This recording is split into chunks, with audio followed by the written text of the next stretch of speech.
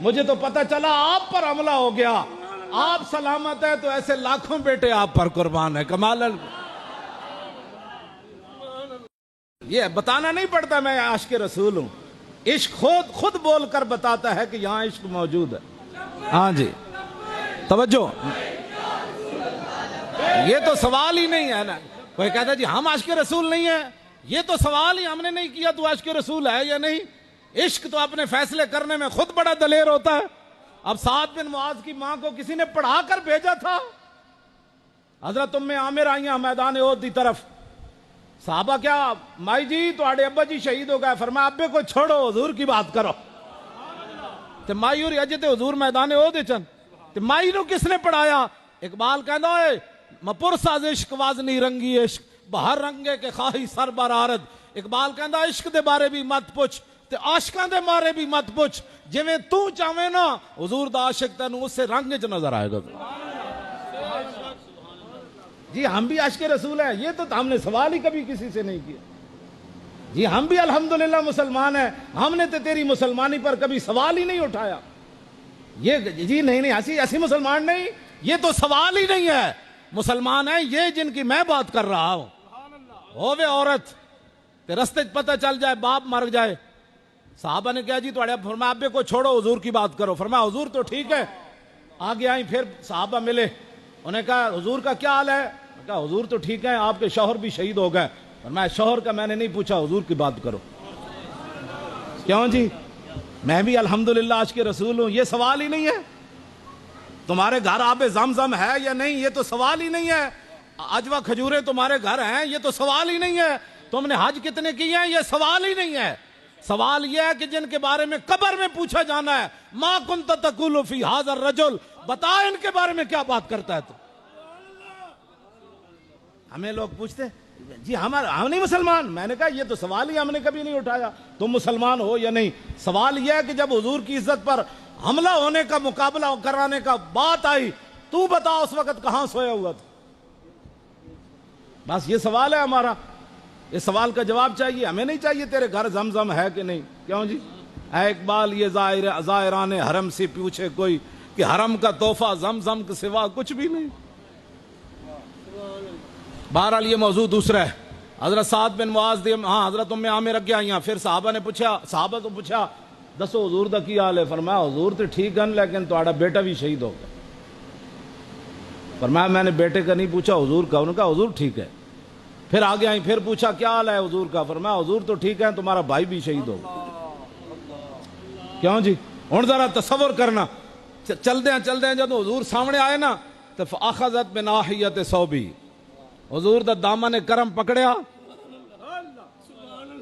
حضور دا جب حضور قریب سامنے ویکھے نا تے حضور دا فاخذت بناحیت ثوبی، حضور دا جڑا ایسی نا کرم والی چادر اس دا ایک ایویں کونا پکڑ کے فاخذت بناحیت ثوبی. عرض کی تھی حضور مجھے راستے میں پتہ چل گیا میرے چاروں رشتے چلے گئے، لیکن لا ابالی ما اصابنی من امر الدنیا. حضور یہ تو معمولی بات ہے، آپ سلامت ہیں تو دنیا کی بڑی بڑی مصیبتیں بھی مجھے کچھ نہیں میرا بگاڑ سکتا. زندگی کا مقصد کیا ہے؟ پتراں دا ویاہ کرنا، کوٹھیاں بنانیاں. کیوں جی فلانے ٹاؤن وچ پلاٹ لے لینا، پھر مہنگا ہوئے تو ویچ کے اگے لے لینا. تے حضور دی عزت ہوتے ہالینڈ کی گل کر رہا ہے، اس کو پتہ ہی نہیں ہے یہ تو پراپرٹی ڈیلر ہے. کیوں جی ہاں یہ تو ویزوں کا کاروبار کرتا ہے، یہ تو پلاٹنگ کرتا ہے، یہ تو ٹریکٹر چلاتا ہے، اس کو کیا پتا ہے؟ یہ تو افسر ہے، یہ تو سرکاری ملازم ہے جناب، اس کو کیا پتا ہے ان باتوں کا؟ یہ تو کام ہے شاہ صاحب کا، یہ مولانا کا کام ہے، یہ ان کے کام ہے جن کے پاس پنڈی جانے کے لیے کرایہ بھی نہیں تھا. یہ پیسے دا پتہ لگ جانا ہے.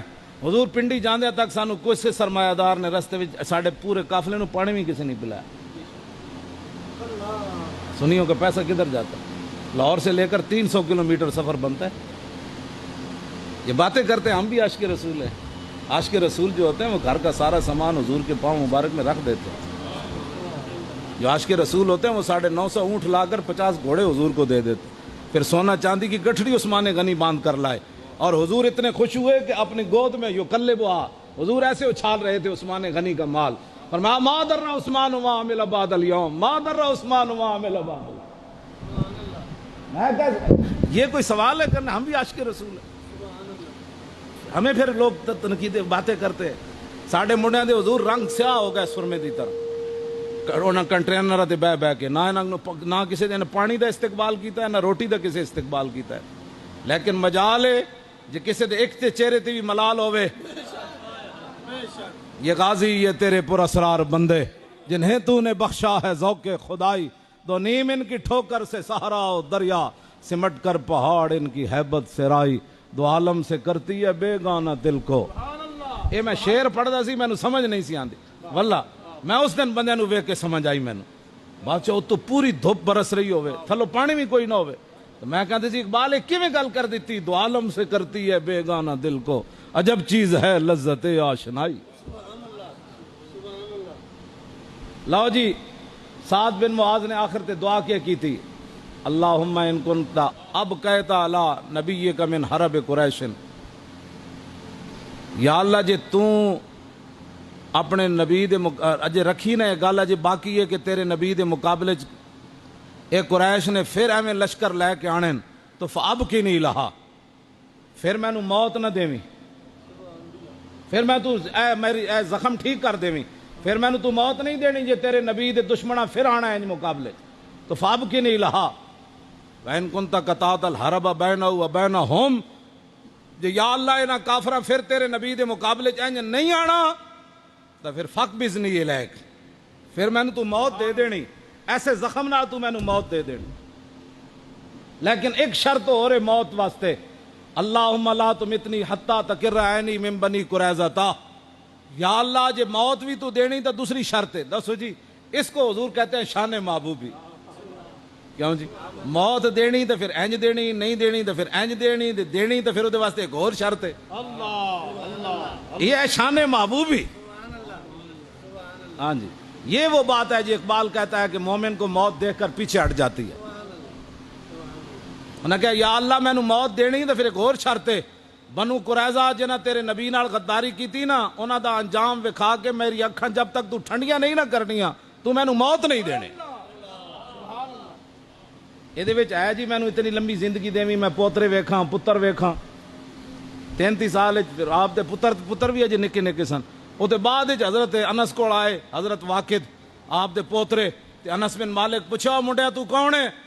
انہوں نے کہا جی میں حضرت سعد بن معاذ دا پوتراں. انس بن مالک روندیا روندیا انہاں دی ہچکی بن گئی. فرماؤ اے منڈیا تیرا دادا بھی ایویں سونا سی جویں تو سونا جناب. لو جی